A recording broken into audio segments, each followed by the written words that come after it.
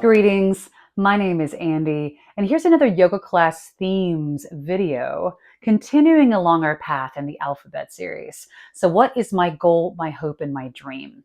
Is to inspire you to bring intentional, thoughtful theming into your yoga practice. Whether you're yoga curious, a yoga lover, or you're a yoga teacher like myself. I believe firmly in that if prior to your class, maybe you're one just to be whim, spur of the moment, like I've got a theme, pulling it out of my pocket.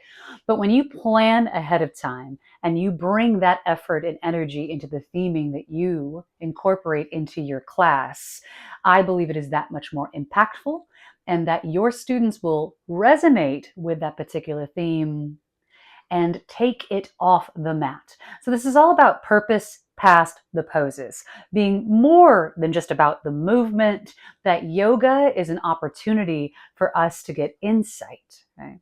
It's more of a work in and less of a work out.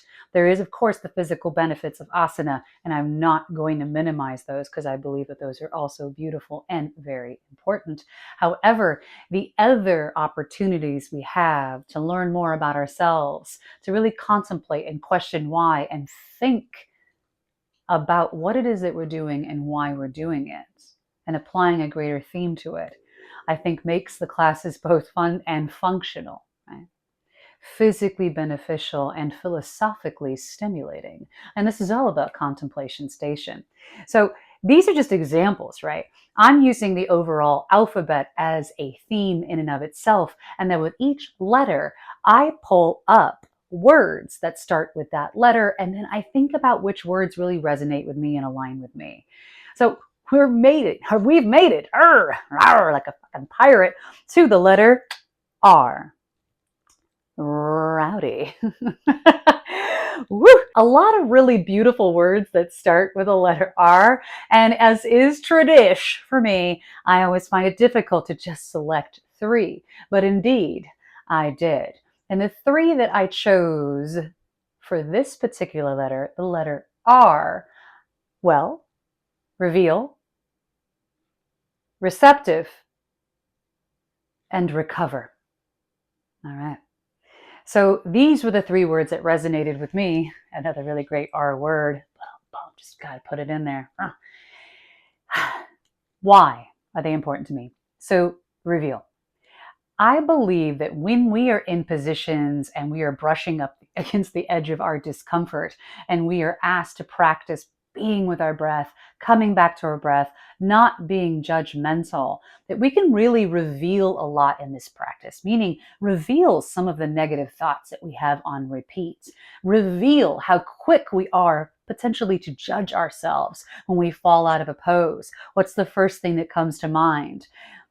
Is it, oh gosh, I'm so weak, or oh, I'm inflexible, right? So there's this big reveal that happens.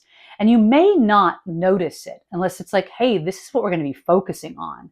That when you fall out of a pose or you're having a difficult time or you have a story about yourself that I can't get into this pose or whatever it might be, you have the opportunity in this yoga class to reveal that, right? To shine a light on it so that you become aware. And that is always the first step. Right? Awareness, notice what you're noticing. And if you notice these particular thoughts that are negative, let's say, as an example, then you can, through awareness, potentially shift and change them. The reveal. And then, of course, there is receptive. Now, I think that most of us would claim, like, I'm super receptive. Look, I want to hear feedback. I want someone to come over and help me and correct me. And there may be quite a few of us who do. But I think that in a yoga practice, we do also get a little chance to flex this muscle, right? Because for many, many years of my life, and I still am working on this, I want the feedback. Right? Because I do want to be seen as that person who is eager for feedback. But when I receive it, and it's not necessarily what I want to hear, right? There's always, tell me how amazing I am. But when it's constructive feedback, right? And there is room and potential for growth, there is a reaction that happens. Now for myself, it's because, oh my gosh, I'm in trouble, or I didn't do good enough, or whatever it might be, right? And then there's the reveal that happens there. But are you truly receptive? And if you have that as a theme for a yoga class. It's like, all right, so throughout class, we're going to be focusing on being receptive, being open.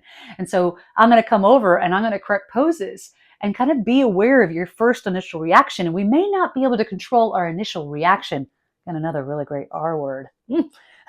But how we then choose to respond is the key. The initial flush of feelings or emotions that may be emotionally triggered, right, because of past trauma and experiences, all of that is understood, right? Your initial reaction and the feelings that may flush over or come over you, you may not be able to control. And maybe one day you can work towards that. But you can, however, change how you respond. Is it to completely push it away? Are you open and receptive to feedback? And this can be another way to, again, reveal and illuminate where that's something you could potentially work on. And then for the third and final word for the letter R, recover. Recover. Recover. Now, I'm certainly the person who's like, rest, recovery? Like, not into it. I got to keep going like a bulldozer. What? Ultimately, to recover is a part of it. And I demonstrated this in a class not too long ago. I'm like, we really are so fascinated by strength, right? And like just going for it. And if you like find yourself like clenching, there's always the opposite side of that, the other side of that coin, which you cannot remain clenched and strong and in fierce mode forever.